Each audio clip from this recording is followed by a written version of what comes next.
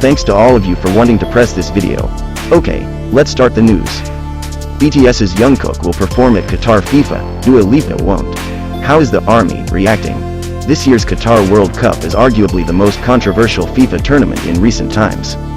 With all the growing human rights concerns, it's only natural for celebrities to turn down any brand endorsements lest they generate any negative PR. But the controversies don't matter to BTS alumnus Jungkook, who has landed on Qatari soil and is ready to grace the FIFA World Cup 2022 opening ceremony on November 20th at the Al Bayt Stadium in Al Khor near Doha. Dua Lipa rejects FIFA on humanitarian grounds. Jungkook's appearance comes in the aftermath of Dua Lipa rejecting an offer to perform at the ceremony. The levitating hitmaker took a sarcastic jab at the Gulf state, saying that she would be ready to perform when it has fulfilled all the human rights pledges it made when it won the right to host. Winning the bid to host is another story altogether.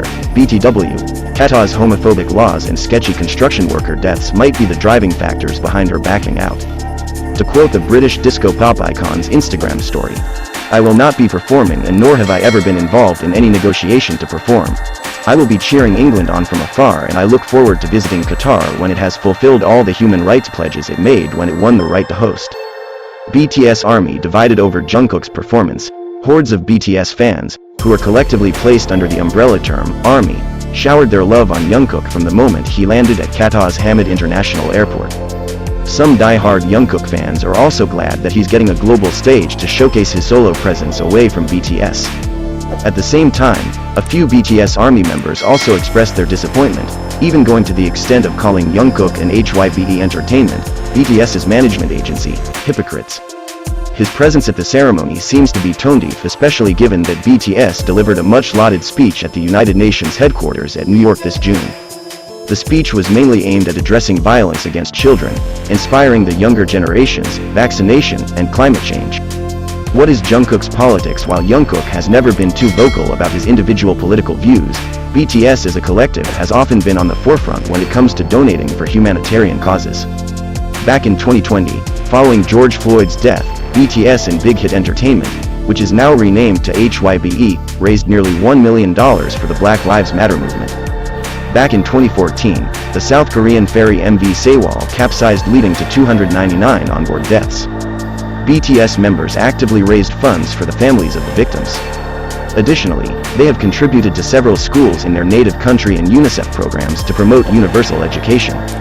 Apart from their UN speech making headlines this year, BTS also visited American President Joe Biden at the White House this May to address anti-Asian hate crimes and discrimination. So, naturally, with all this talk on fighting racism and hatred, Jungkook performing at an outright queerphobic country, the tournament's own ambassador drew flack for referring to homosexuality as a mental issue, comes as a shock. Who will be joining Jungkook? The K-pop star will be joined by American electro-pop, hip-hop group Black Eyed Peas, Colombian reggaeton artist J Balvin, and British pop star Robbie Williams. Other high-profile artists will continue performing at the FIFA Fan Festival in Qatar in the weeks to follow, including rapper Post Malone, electronic producer Calvin Harris, and Adam Levine's pop-rock band Maroon 5. Even Nora Fatahi is supposed to be a part of this festival. Other artists who won't be performing: British pop legend Rod Stewart has been another major name to have turned down the tournament for humanitarian reasons. Speaking to Sunday Times, the veteran musician revealed that he was being offered over $1 million, but he rejected the opportunity as it's not okay to go. Stewart even went on to add that Iran needs to be outed from the tournament for the vaguely worded reason of supplying weapons.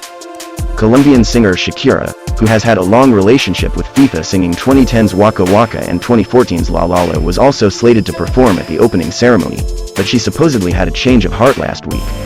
Shakira has been in the news recently for her highly publicized split with Spanish footballer Gerard Piqué in an ongoing case of tax fraud. Any more negative publicity at Qatar cannot be afforded by her PR team. Additionally, the British alternative rock outfit The Cure can also not perform, with their frontman Robert Smith citing a current European tour as the reason. The opening ceremony will take place on November 20th, right before the first match between Qatar and Ecuador. That's how we present this content. Don't forget to like, comment, share and subscribe.